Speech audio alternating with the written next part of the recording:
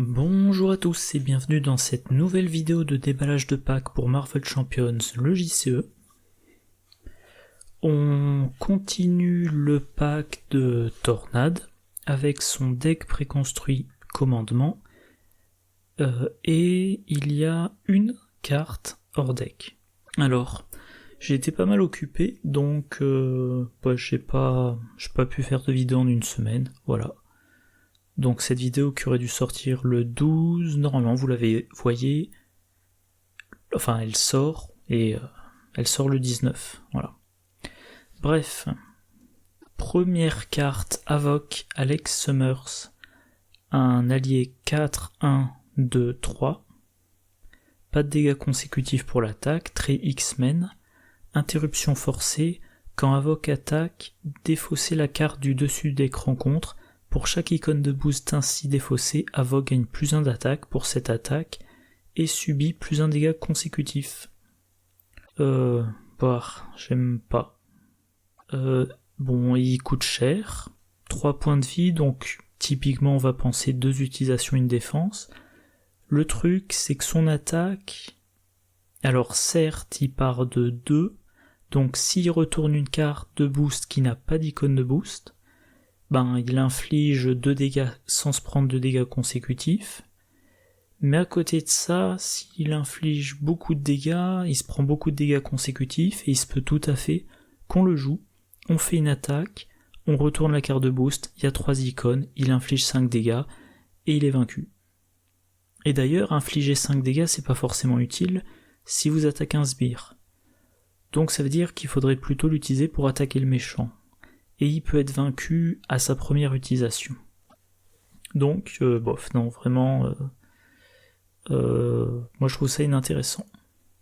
Carte suivante, Mirage, Danny Moonstar, une alliée 3, 2, 1, 2, trait psionique et X-Men, réponse après que Mirage est entré en jeu, choisissez un ennemi dont la manigance est inférieure au contre de Mirage, sonnez cet ennemi. Alors, elle a un bon contre, mais a priori on pourra l'utiliser qu'une fois.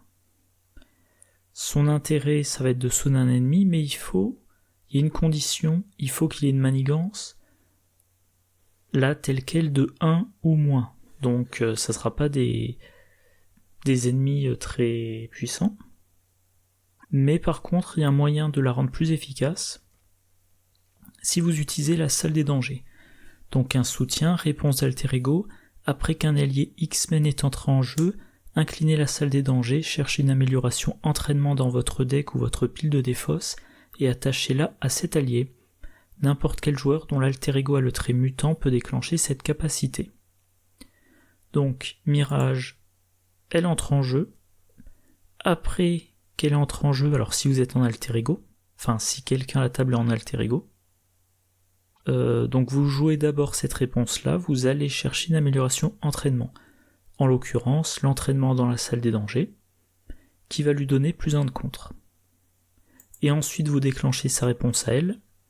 Donc maintenant elle a 3 de contre, et elle peut cibler un ennemi qui a 2 de manigance ou moins. Et là, c'est déjà plus efficace. Donc, j'ai regardé tous les sbires qui ont une attaque supérieure à 2. On peut par exemple mentionner le dormeur du set de crâne rouge, 1 de manigance, 3 d'attaque, 5 points de vie par joueur, garde, riposte, ténacité. Le sonnet sera bien pratique. Voilà, et MODOK, voilà, il a 2 de manigance, donc si on la passe à 3 de contre, elle peut sonner MODOK. Il a attaque 2, ce qui est pas mal. Riposte 2, donc on va pas forcément s'en occuper tout de suite, on va peut-être attendre de pouvoir lui faire les 8 dégâts d'un coup pour ne pas se prendre sa riposte. Et voilà, pour ça il suffit de booster Mirage. Et pour la booster, la salle des dangers, mais dans ce cas-là il faut la jouer quand on est en alter ego. La carte suivante, Gentle, Nesno Abidemi. Un allié 3-1-3-3, trait X-Men, Gentle subit plus 1 dégât consécutif après qu'il a attaqué le méchant. Donc on va l'utiliser 2 fois, puis défendre. Il a une attaque de 3, mais si on attaque le méchant, il ne pourra effectuer qu'une attaque. Donc c'est un bon allié anti-sbire, hein. Et bien évidemment, comme il part déjà d'une attaque de 3, on peut envisager de le booster, voilà, pour booster encore plus son attaque. Par exemple, l'arme de poing, il est à distance, donc il ne se prend plus les ripostes. Et 4 d'attaque plus à distance, ça veut dire qu'en 2 attaques, il va tuer MODOK, par exemple. Motivé, tout simplement, l'entraînement dans la salle des dangers. Donc on peut le monter assez facilement à attaque 6, plus à distance, plus 1 point de vie. Et donc là, il passe à 4 points de vie, il va faire 3, voire même 4 attaques de 6, tant que c'est contre des alliés. Très efficace en tant que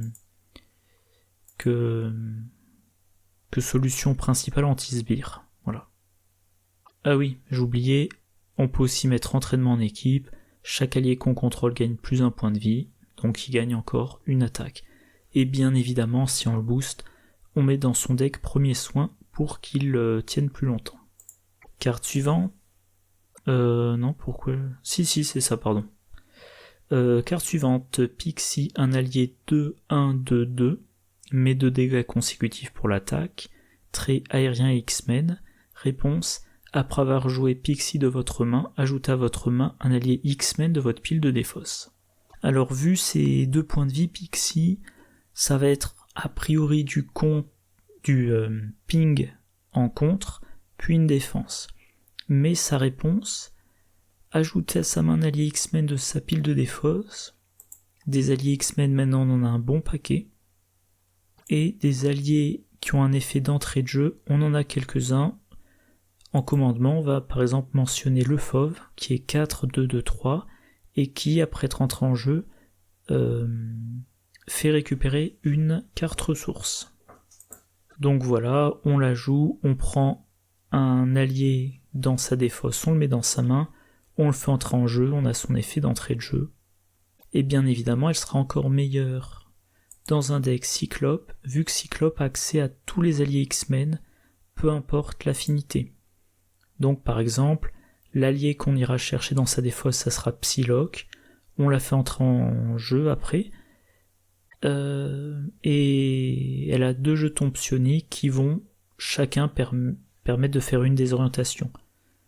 Donc on s'offre 2 passages en alter ego sans risque. Voilà. Carte suivante, Incroyable X-Men. Un soutien qui coûte 3, trait équipe. Jouez cette carte sous le contrôle de n'importe quel joueur, une carte équipe max par joueur. Chacun de vos alliés X-Men gagne plus 1 point de vie. Si chacun de vos personnages a le trait X-Men, réduisez de 1 le coût en ressources des alliés X-Men que vous jouez. Alors, on a déjà eu des cartes en équipe. Voilà, c'est la 3e. Bon, c'est toujours la même structure, hein, on peut avoir qu'une carte en équipe.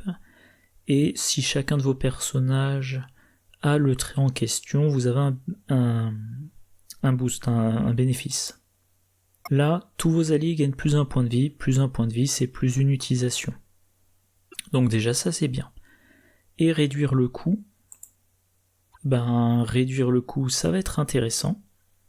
Tiens, je vais regarder par coût. Voilà, parmi les plus chers, on a Tornade. Alors si vous êtes X-Men, elle passe de 5 à 4, là elle passerait à 3, ce qui est quand même un coût très intéressant. Rockslide, voilà. Il y en a quand même quelques-uns qui ont un coût imprimé de 4. Alors Colossus par exemple, il passerait au final à 2, c'est vraiment très intéressant. Et bien évidemment, cette carte en équipe sera plus intéressante chez Cyclope, vu que, encore une fois, il peut jouer des alliés X-Men de n'importe quelle affinité. Et il y a notamment un bon allié ciblable, c'est Diablo. Diablo il coûte 3, bon blablabla, mais le point très intéressant c'est quand un personnage X-Men est censé subir n'importe quelle quantité de dégâts d'une attaque ennemie, dépensez une ressource énergie et renvoyez Diablo dans votre main, prévenez tous ces dégâts. Donc, le méchant vous attaque, vous ne défendez pas. Vous révélez les cartes de boost et mettons que vous devriez vous prendre 6 dégâts. vous utilisez le X-Jet pour fournir la ressource énergie, vous renvoyez Diablo dans votre main, vous êtes pris aucun dégât. Mais maintenant il faut rejouer Diablo, et il coûte 3, et Héliporteur on réduit son coût à 2. Exercice de cohésion d'équipe dit qu'on peut jouer une carte de sa main en réduisant le coût de 1. Et ensuite on a Incroyable X-Men, le coût est réduit de 1, donc on a réduit le coût de 3, et dans plusieurs vidéos je vous ai dit Diablo c'est vraiment intéressant, mais on n'a pas la carte pour fournir la troisième ressource. Et dans un deck Cyclope, ou si vous jouez en multijoueur et que quelqu'un vous joue cette carte-là, on a la troisième ressource. Donc une fois qu'on a son deck bien installé, quand le méchant attaque, Cyclope ne défend pas, il utilise la remontée dans sa main de Diablo pour annuler les dégâts. Encore une fois, il paie la remontée dans sa main avec le X-Jet, et ensuite à son tour, il a ses 3 soutiens qui font que Diablo est remis en jeu sans qu'il dépense de ressources de sa main. Donc voilà, il a toujours ses 5 cartes en main qui jouent. Face du méchant, il se prend pas de dégâts, son tour il remet Diablo, et au passage Diablo, on peut quand même l'utiliser pour par exemple contrer de 2 ou faire 2 dégâts. Voilà. Oui. La carte suivante c'est compétence de leader. La compétence du commandement, donc une amélioration qui coûte 1, trait compétence, utilisation 3 jetons de commandement, 1 max par joueur, interruption, quand un allié effectue une action de contre de base ou d'attaque de base, retire un jeton commandement de cette carte, cet allié gagne plus 1 de contre et plus 1 d'attaque pour cette action. Donc cette carte-là, elle vous coûte 1 et à 3 reprises elle vous fera l'effet d'un motivé qui coûte également 1. Voilà. Le truc, c'est que... Comment dire ? Donc ça ne durera que 3 fois. Ça ne sera utilisable que 3 fois, mais quand c'est en jeu, on peut le faire sur n'importe quel allié. Motivé, il faut l'installer sur l'allié. Motivé, ça va plutôt être sur des decks alliés boostés. On décide qu'on va booster, par exemple, l'allié Iron Man. On lui met motivé. Du coup, maintenant, il passe à 3 de contre et 3 d'attaque. À chaque round, on l'utilise. Dès que c'est nécessaire, on le soigne. Mais son motivé ne bénéficie à personne. Là, c'est plus adaptable. Je reprends l'exemple de tout à l'heure. Voilà, on va attaquer un sbire avec Gentle. On booste Gentle. On veut contrer avec un Diablo, tiens, on booste Diablo, voilà. Et ça va peut-être être plus intéressant avec la carte suivante, à savoir À moi mes X-Men, un événement qui coûte 1, qui a le trait tactique. Jouez cette carte uniquement si votre identité a le trait X-Men. Action de héros. Cherche un allié X-Men parmi les 5 cartes du dessus de votre deck et mettez-le en jeu. Si cet allié est toujours en jeu à la fin de la phase, ajoutez-le à votre main. Alors ça fait un peu penser à Cerebro qui lui aussi de base va chercher un allié X-Men dans les 5 cartes du dessus du deck. Encore une fois les alliés X-Men, on en a un certain nombre. Voilà, là j'ai pensé à les trier par coup. Donc les alliés chers qu'on n'a pas envie de payer, il y en a. Voilà, tout cela notamment. Le fauve, tiens, prenons cet exemple-là. Donc on va payer 1 et on va mettre en jeu un allié à condition de le trouver. Voilà, ça c'est le truc.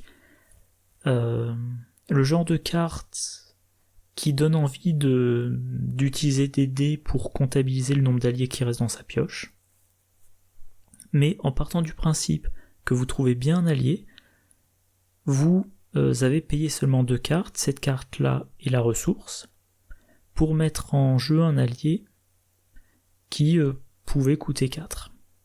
L'allié, vous allez l'utiliser un maximum, et à la fin de la phase, s'il est toujours en jeu, vous le remontez dans votre main, et donc vous pourrez le rejouer. Et s'il a un effet d'entrée de jeu, quand vous le jouerez, il aura de nouveau son effet d'entrée en jeu. Voilà.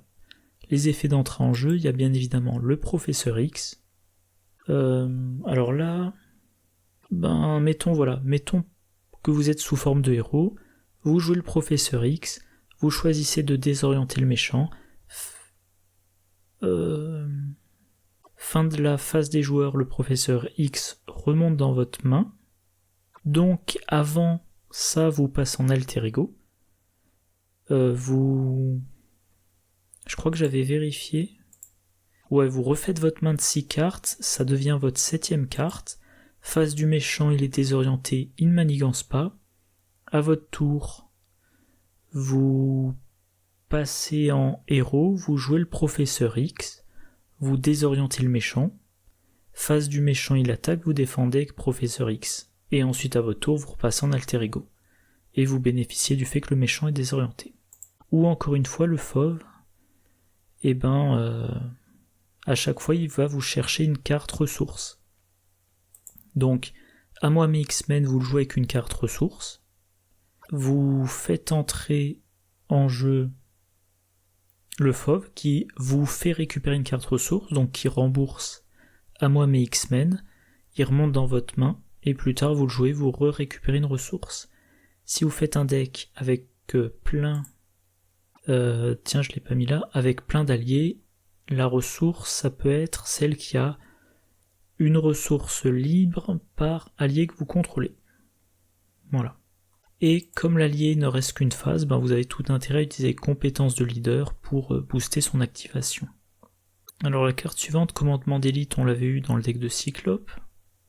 Forge. C'est amusant, comme j'ai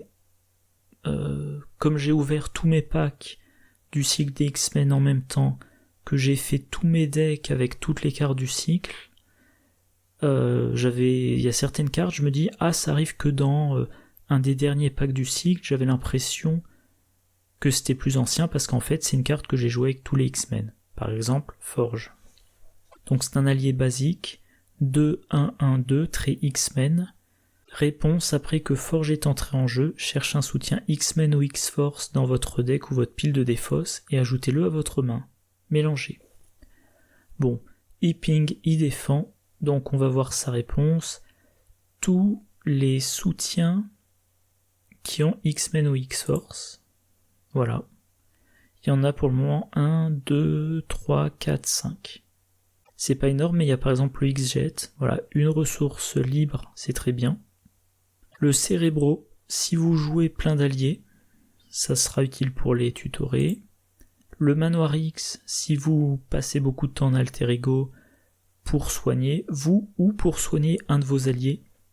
Et la Salle des Dangers, pareil, si vous jouez beaucoup en alter ego.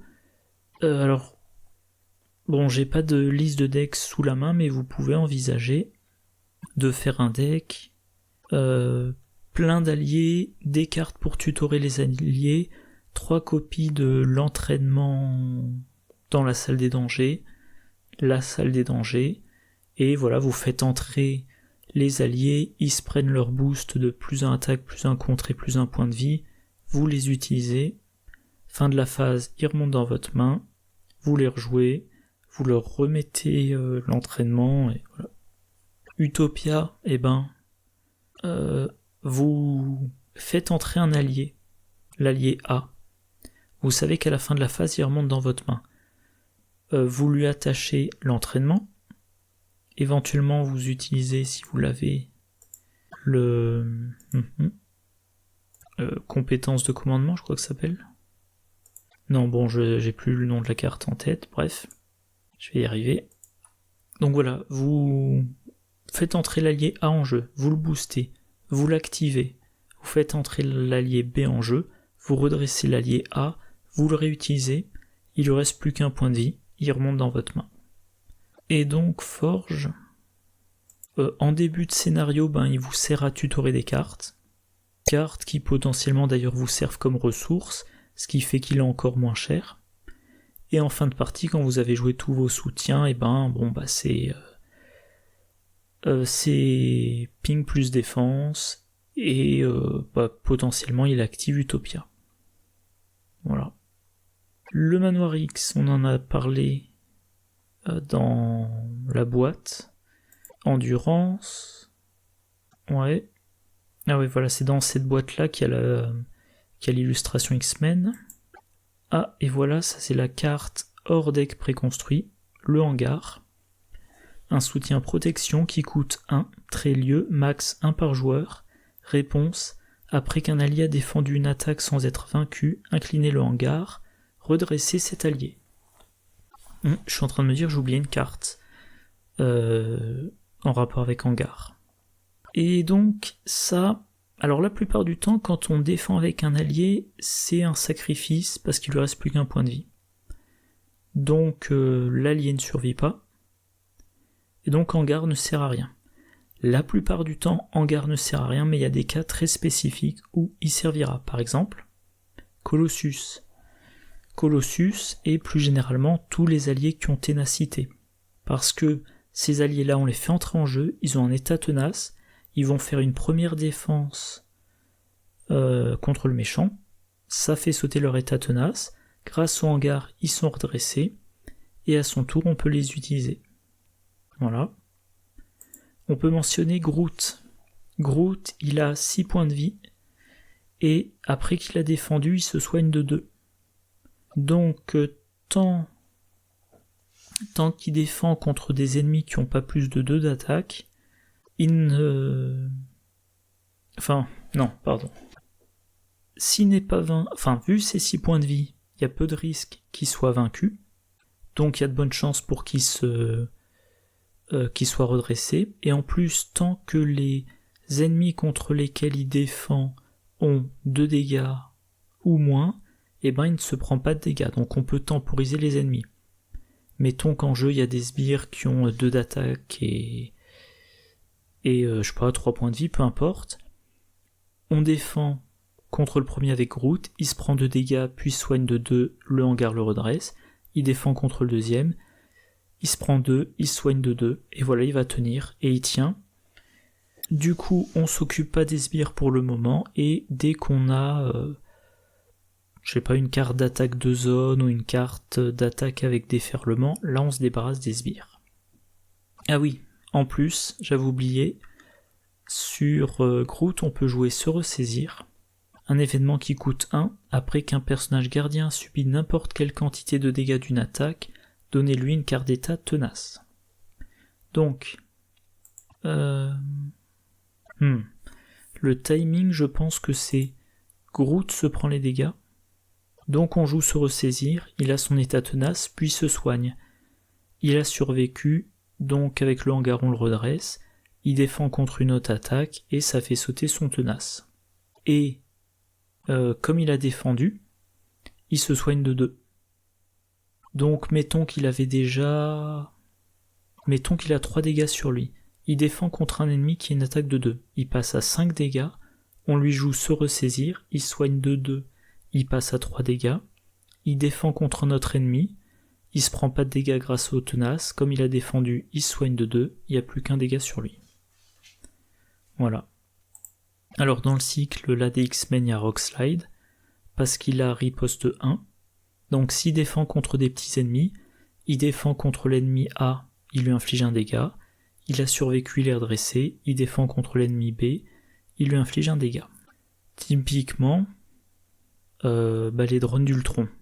En défendant contre le premier drone, il le tue, en défendant contre le deuxième drone, il le tue aussi. Autre carte... Victor Mancha, un allié 2-0-0-4, trait Android et Avenger, diminuer de 1 la quantité de dégâts que Victor Mancha subit de chaque attaque.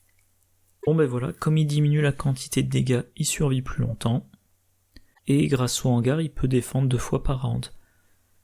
Tant qu'il défend contre des ennemis qui ont 1 d'attaque, l'ennemi a 1 d'attaque, il se prend 0, il est redressé, il défend contre le deuxième.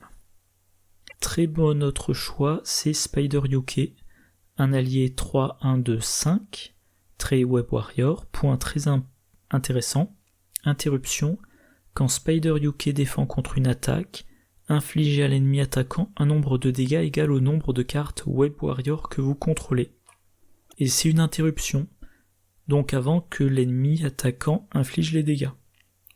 Ça fait longtemps que j'ai plus joué Web Warrior, mais si on pense bien son deck, on peut monter jusqu'à 5 Web Warrior. Mettons même qu'on en a 4.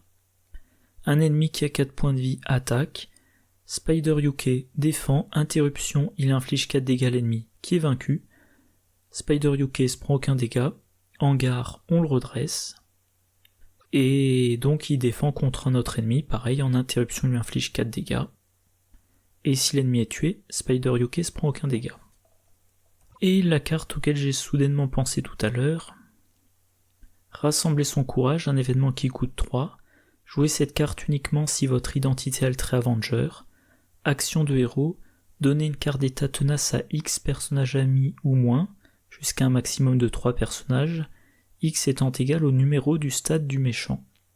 Donc on donne des états tenaces à ses alliés, et il y en a un qui va défendre, qui va se prendre aucun dégât grâce à son tenace, qui sera redressé par le hangar, soit pour défendre une deuxième fois, soit pour que pendant la phase des héros, il soit redressé pour s'activer. Voilà, 30 minutes d'enregistrement, j'ai fait le tour, est-ce qu'il y a un petit bilan ? J'ai pas beaucoup joué commandement avec les X-Men, donc pour le moment, en fait, quand je dis que j'ai pas beaucoup joué, je me demande si je l'ai joué une fois, donc ces cartes-là, j'ai une opinion théorique, mais pas pratique. Forge, je l'aime bien. Si j'ai plusieurs de ces soutiens X-Men, je le mets dans mon deck si j'ai la place. Et le hangar, bon ben ça va être dans des cas très spécifiques où on a l'allié avec lequel 1 on veut défendre et 2 on va défendre sans qu'il soit vaincu. Bon ben voilà, c'est tout ce que j'avais à dire. Alors, la semaine prochaine, Gambit et son deck Justice. Donc la semaine du 22, Rogue la semaine du 29.